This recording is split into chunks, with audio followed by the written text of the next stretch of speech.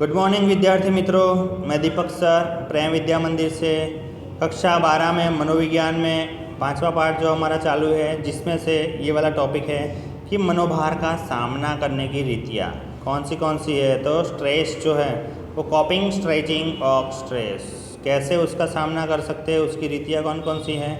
तो मनोभार रहित जीवन संभव नहीं है।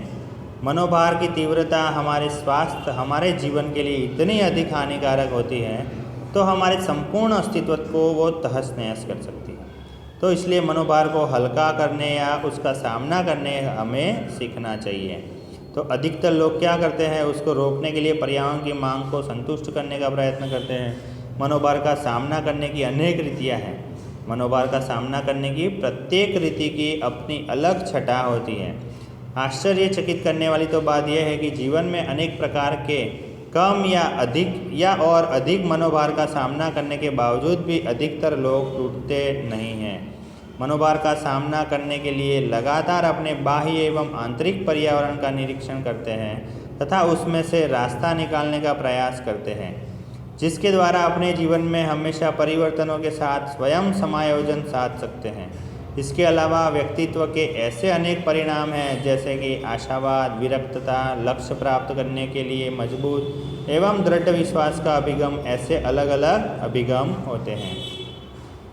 सामान्य रूप से जब व्यक्ति के समक्ष नई समस्या उत्पन्न होती है तब वह सर्वप्रथम उसकी समीक्षा करके उसके लिए कितनी हानिकारक है या लाभदायक है यह समझने की कोशिश करता है।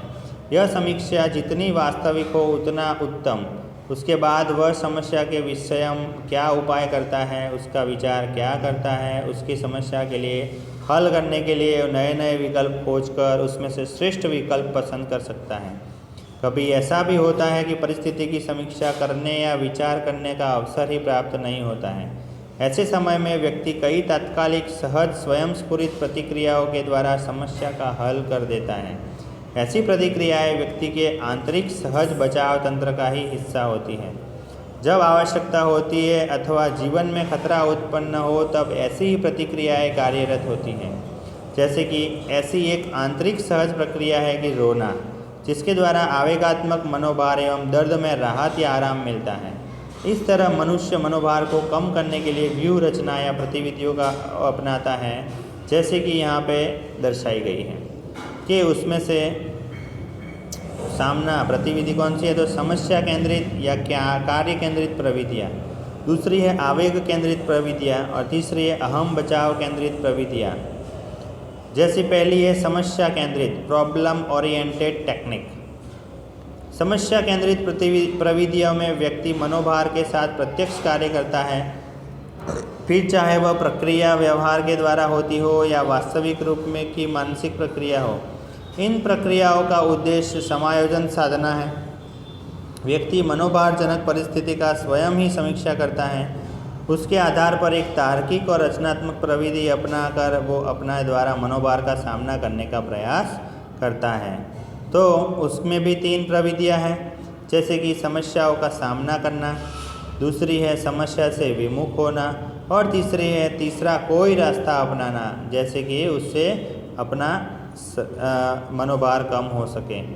तो यहाँ पर व्यक्ति उपयुक्त 2 प्रतिक्रियाओं से तीसरी प्रतिक्रिया करता है, जैसे कि पढ़ने में फेल होने वाला छात्र संगीत या खेलकूद में आगे बढ़ने का प्रयास करता है। और दूसरी है प्रविधि कि आवेग केंद्रित प्रविधि।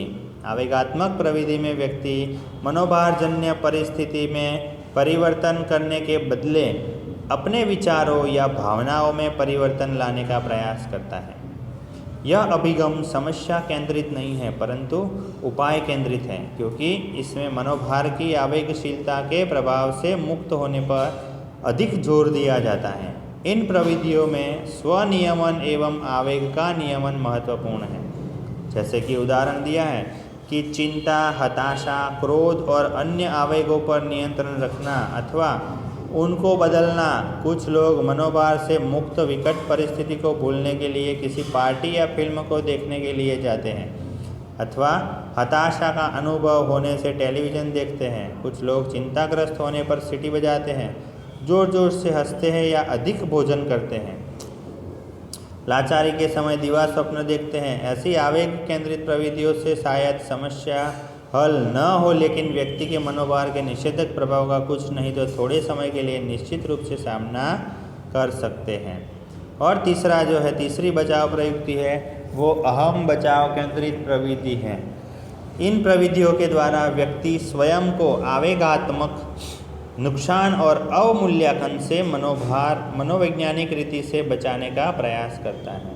ये प्रवृत्तियाँ सीखी हुई प्रतिक्रिया होती है। वे आदत बनकर कई बार अचेतन अवस्था में कार्य करती हैं, जैसे कि दमन, ऊर्ध्वीकरण, यौक्तीकरण, प्रक्षेपण आदि जैसी बचाव प्रवृत्तियाँ हैं। ऐसी अहम बचाव केंद्रित प्रवृत्तियों में वास्तविकता बनी नहीं रहती और व्यक्ति स्वयं के साथ छल करता है। ये प्रवृत्तियाँ अज्ञात रूप से व्यक्ति को आंतरिक चिंता या दुख से बचाती हैं, लेकिन वे व्यक्ति को वास्तविकता के गलत अर्थघटन की तरफ ले जाती हैं। इसका अधिक उपयोग करने से व्यक्ति कुसमायोजन की ओर चला जाता है। इन प्रवृत्तियों का मुख्य उद्देश्य असफलता को छिपाना है, चिंता को कम करना, आवेगात्मक दुख को कम करना और ऐसा करने से स्वयं के विषय में पर्याप्तता एवं उपयोगिता की भावनाओं की सुरक्षा करना है। बराबर। और मनोभाव के जो प्रभाव है वो हम फिर नेक्स्ट टाइम देखेंगे। बराबर। Okay, thank you, bye.